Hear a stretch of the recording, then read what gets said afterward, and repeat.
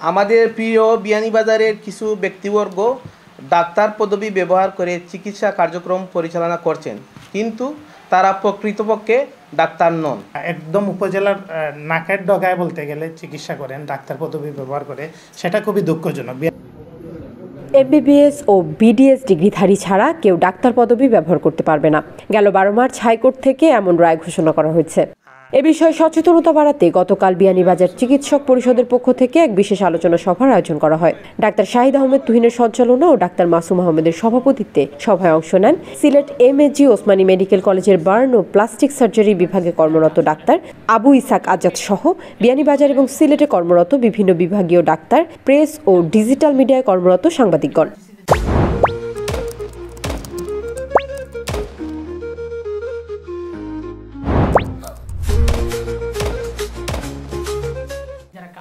সভায় মানুষের গুরুত্বপূর্ণ মৌলিক অধিকার সুচিকিৎসা নিশ্চিতে সবার সচেতনতা বাড়াতে বিভিন্ন কর্মসূচি গ্রহণের সিদ্ধান্তের কথা তুলে ধরেন তারা। আমাদের প্রিয় বিয়ানীবাজারের কিছু ব্যক্তিবর্গ ডাক্তার পদবি ব্যবহার করে চিকিৎসা কার্যক্রম পরিচালনা করছেন, কিন্তু তারা প্রকৃতপক্ষে ডাক্তার নন। এতে মানুষের জীবন স্বাস্থ্যের ঝুঁকি তৈরি হচ্ছে। আমরা বিশ্বাস করি সঠিক চিকিৎসা সবার অধিকার, আর এই অধিকার নিশ্চিত করতে প্রকৃত যোগ্য চিকিৎসকের পরামর্শ অত্যন্ত জরুরি। আমরা সুপ্রিম কোর্টের নির্দেশ অনুযায়ী গত 12 মার্চ 2025 তারিখে সুপ্রিম কোর্টের হাইকোর্ট বিভাগ একটি গুরুত্বপূর্ণ রায় দিয়েছেন।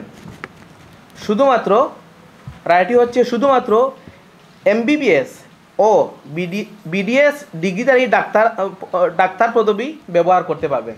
আমরা সবাই চাই চিকিৎসা সেবা যেন সঠিক, নিরাপদ ও বিজ্ঞানসম্মত হয়। এজন্য প্রতিটি রোগী যেন যোগ্য চিকিৎসকের কাছে সেবা পান, সেটি নিশ্চিত করা দরকার। ভুল তথ্যের বিভ্রান্তি দূর করা জরুরি। আমাদের অনুসন্ধানে কিছু ভুল চিকিৎসা চর্চা ও বিভ্রান্তি সামনে এসেছে। আমরা কারো ব্যক্তিগত মান সম্মান হানির পক্ষে নয়, তবে জনগণের নিরাপত্তা ও সঠিক চিকিৎসা নিশ্চিত করা আমাদের দায়িত্ব। সবার আসলে কারো সম্মানহানি করতে চাই না, কিন্তু আমরা যাদের কাছে খুবই সামনে পাইছি, যেমন আপনি উপজেলা হেলথ কমপ্লেক্সের পাশে বসে ডাক্তার নাম লিখে, যেখানে বিশেষজ্ঞ অনেক চিকিৎসক প্রতিদিন বিয়ানীবাজারের মতো জায়গায় বিশেষজ্ঞ চিকিৎসক, কার্ডিওলজি, গাইনোকোলজি, আপনি অনেক বড় বড় ডাক্তাররা প্রতিদিন আসেন।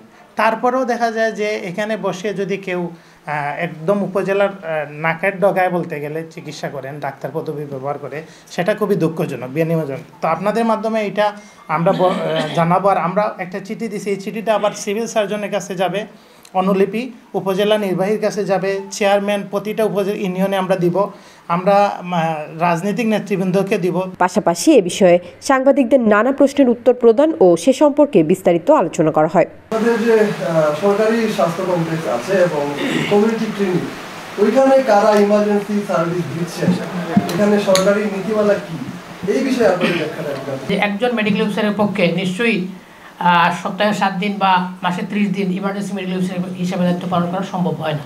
তো সেক্ষেত্রে মেডিকেল অফিসার যারা সেখানে দায়িত্বরত থাকেন তাদেরকে রোস্টার করে দেওয়া হয়।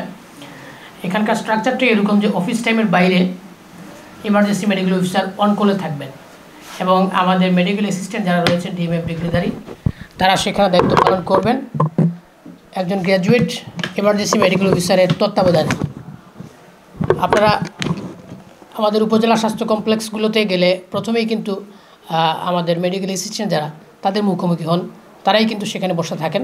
কারণ একজন ইমার্জেন্সি মেডিকেল অফিসার তার দায়িত্ব একই সময় ইমার্জেন্সি ডিপার্টমেন্টে যেরকম থাকে, অন্তঃবিভাগে বা ইনডোরে ভর্তি রোগী যেগুলো আছে সেখানেও তার দায়িত্ব থাকে। সুতরাং তিনি অন কলে থাকেন। প্রথমে কিন্তু একজন রোগীকে রিসিভ করে আমাদের মেডিকেল অ্যাসিস্ট্যান্ট যারা ডিএমএফ ডিগ্রিধারী তারাই প্রাথমিক চিকিৎসা দেয়। প্রয়োজনে ইমার্জেন্সি মেডিকেল অফিসারের সাথে তারা ফোনে যোগাযোগ করে, যেহেতু প্রত্যেক উপজেলা স্বাস্থ্য কমপ্লেক্সের সরকারের পক্ষ থেকে একটি ইমার্জেন্সি মোবাইল নাম্বার দেওয়া আছে, তো সেটিতে তারা যোগাযোগ করেন।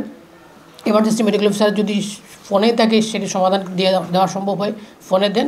যদি উনি মনে করেন যে উনি ফিজিক্যালি এসে এই সমস্যার সমাধান বা এই রোগীকে দেখা প্রয়োজন, সেক্ষেত্রে তিনি এসে দেখবেন। এটি হচ্ছে আমাদের উপজেলা স্বাস্থ্য কমপ্লেক্সের বাস্তব চিত্র আর কি। এ সময় কেবলমাত্র এমবিবিএস ও বিডিএস ডিগ্রিধারী ডাক্তার দ্বারা নিজেদের সুচিকিৎসা নিশ্চিত করার পরামর্শ দেওয়া হয়।